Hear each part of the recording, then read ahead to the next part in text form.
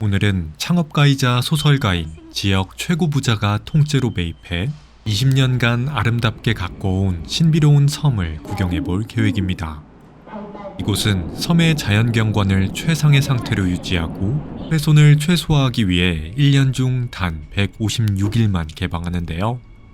섬 안쪽 끝에는 섬 속의 아름다운 정원을 오롯이 느낄 수 있게 조성된 비밀스러운 빌라 단지도 운영되고 있어서 그곳에서 1박을 하며 섬을 충분히 둘러볼 예정입니다. 기차를 타고 가려 했지만 인기가 많은 노선이라 금방 매진이 돼 버스를 타기 위해 서울 고속버스 터미널에 왔습니다. 12번 승차홈에서 우등버스를 타고 출발합니다. 11번 좌석입니다.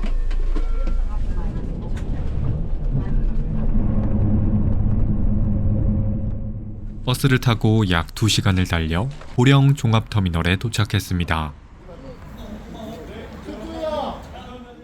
기차를 타실 분들은 터미널 옆에 있는 대천역에서 내리면 되니 참고 바랍니다. 섬으로 바로 가는 버스가 없어서 터미널 근처에서 택시를 타야 합니다.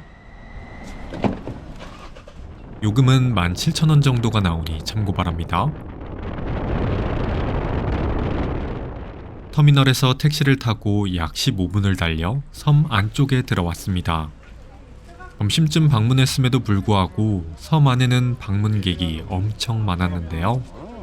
이 섬은 소설가 홍상화 작가가 1973년 무렵 섬 전체를 매입해 아름다운 한국식 회랑정원으로 가꾼 상화원입니다. 제가 방문했을 때에는 마침 입구 중앙에 있는 포석정에서 가야금 공연이 진행되고 있었습니다.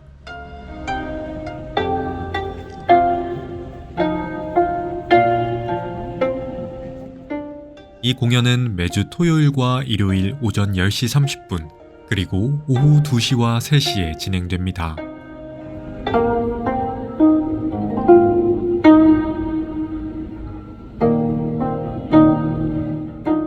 이 공연은 신라시대의 유명한 유적지인 포석정에서 즐기는 음악 산책이라는 주제를 갖고 있는데요. 한 땀 한 땀 심금을 울리는 가야금의 아름다운 선율이 마치 신라시대로 여행을 떠나는 듯한 감동을 안겨줍니다.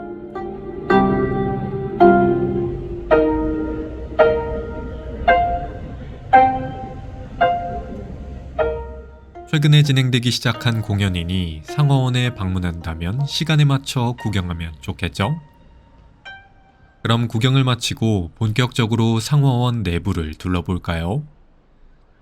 다른 정원과는 다른 상화원만의 차별성은 바로 섬 둘레를 감싸는 무려 2km의 지붕 산책길을 따라 편하게 섬을 둘러볼 수 있다는 것입니다. 그럼 아름다운 회랑을 따라 한번 걸어볼까요?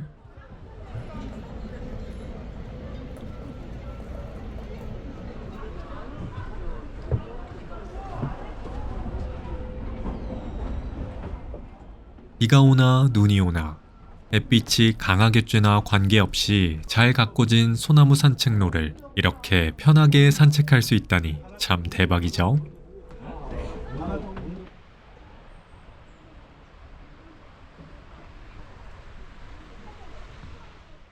회랑 중간중간에는 잠깐 멈춰 감상하기 좋은 작품들이 많이 전시되어 있습니다.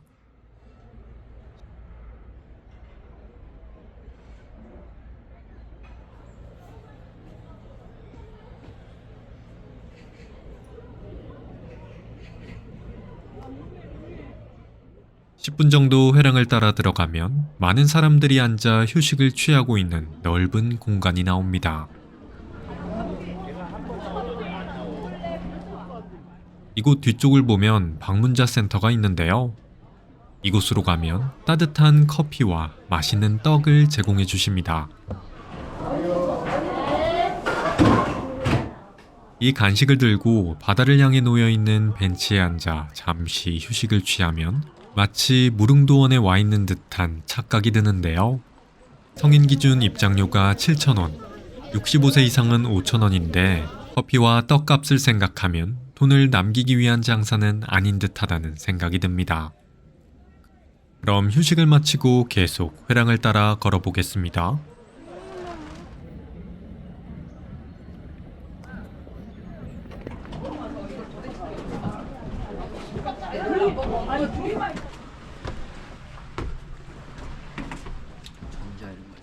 이를 따라가자 이번에는 바다가 더 잘 보이는 지붕 데크길이 등장했습니다.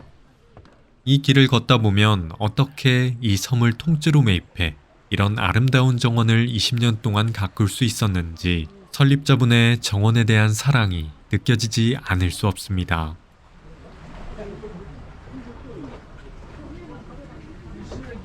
저기 통도 해가지고 저기 저기 지금 저 통으로. 참고로 상어원은 매주 금토일만 개장해 1년에 단 150여 일만 내부를 걸어볼 수 있는데요. 이렇게 제한적으로 섬을 개방하는 이유는 시설과 자연경관을 최상의 상태로 유지하고 훼손을 최소화하기 위함이라고 하네요.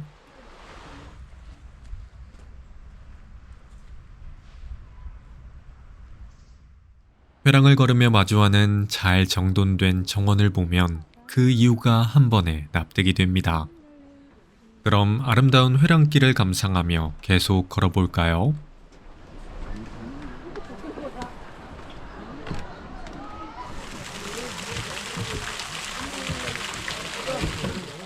회랑길을 빠져나오자 위쪽으로 고즈넉한 한옥들이 가득한 마을이 등장했습니다.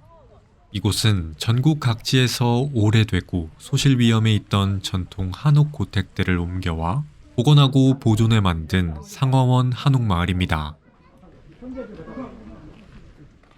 여기 있는 한옥 한 채 한 채가 수백 년의 역사를 간직하고 있다고 하네요.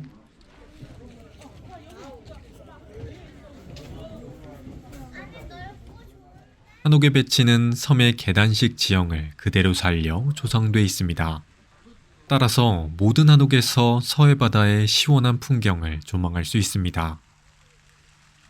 특히 한옥을 앉힐 때 원래 그 자리에 있던 소나무와 같은 나무를 베지 않고 그대로 보존하여 나무가 처마 끝을 뚫고 서 있는 등 자연과의 조화를 최우선으로 했다고 합니다.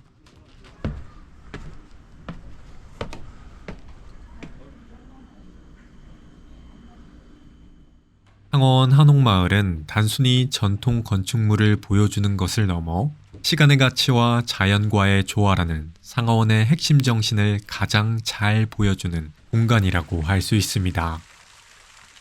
그럼 구경을 마치고 계속 회랑을 따라 걸어가 보겠습니다.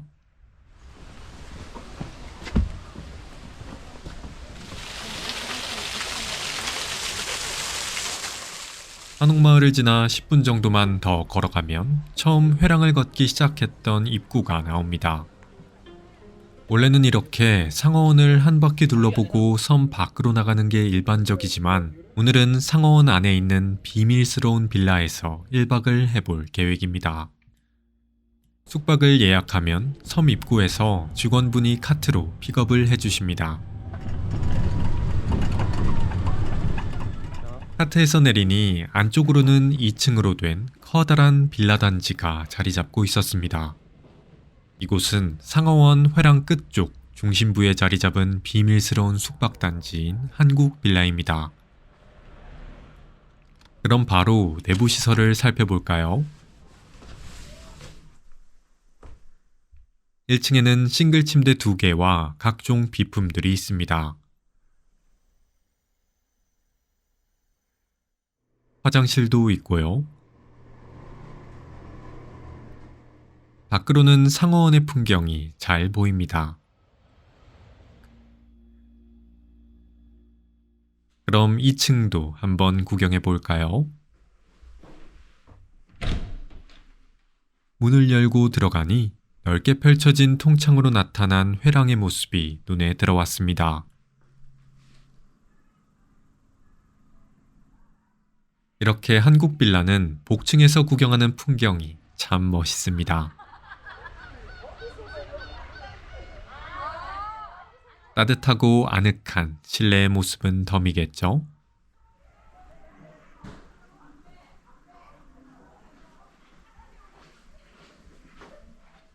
(1층과) 비슷하게 2층에도 편의시설이 잘 갖춰져 있습니다. 그런데 2층 계단 끝에는 더 위로 올라갈 수 있는 숨겨진 계단도 있네요. 한번 올라가 볼까요?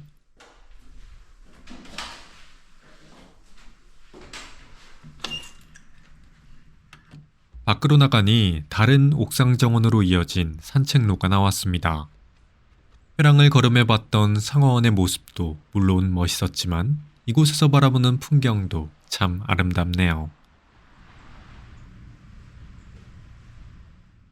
참고로 한국 빌라는 인기가 많아서 적어도 3주 전에 예약을 해야 하며 가격은 최대 6인 기준 1박 약 49만 원이니 참고 바랍니다.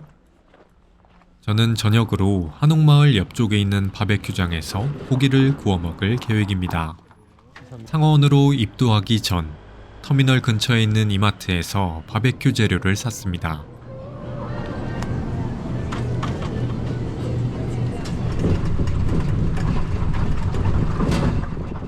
바베큐장은 초가집 컨셉의 정겨운 모습이네요.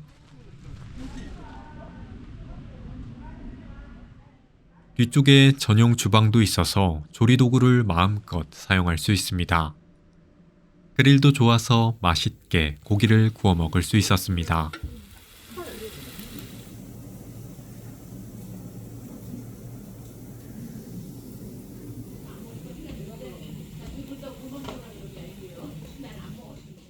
고즈넉한 분위기에 맛있는 고기까지 더해지니 정말 금상첨화가 아닐 수 없습니다.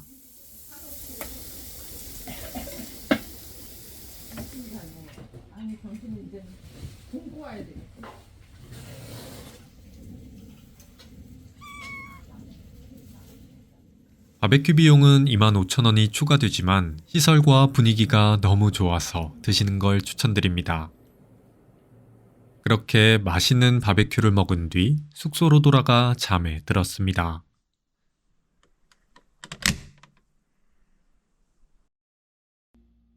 상어원에서의 둘째 날 아침이 밝았습니다. 어제 산책을 했던 한옥마을로 가면 조식을 먹을 수 있습니다.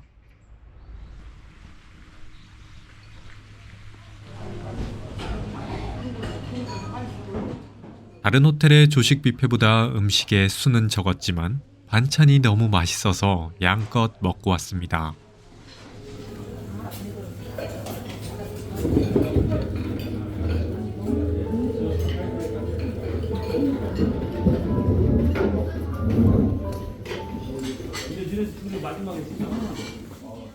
넓은 창밖으로 보이는 상하원의 아름다운 풍경은 덤이겠죠? 식사를 마친 후에는 일반 방문객들이 들어오기 전까지 프라이빗하게 상하원의 회랑을 걸어볼 수 있습니다.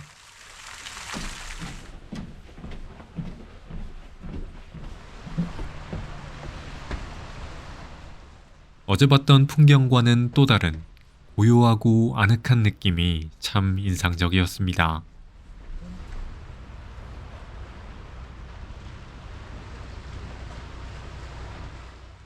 그렇게 1박 2일 동안의 꿈 같은 상하원에서의 휴식을 마치고 다시 택시를 타고 터미널로 돌아가 이번 걷는 여행을 마무리했습니다. 기업이 아닌 한 개인이 매입해 20년 동안 가꿔온 상하원에서 느낄 수 있었던 자연의 아름다움, 그리고 아늑한 한국 빌라에서 1박을 하며 경험할 수 있었던 평화로운 풍경까지 이번 주말 사랑하는 가족과 함께 상하원으로 걷는 여행을 떠나보시는 것 어떠신가요? 지금까지 걷는 여행이었습니다. 시청해주셔서 감사합니다.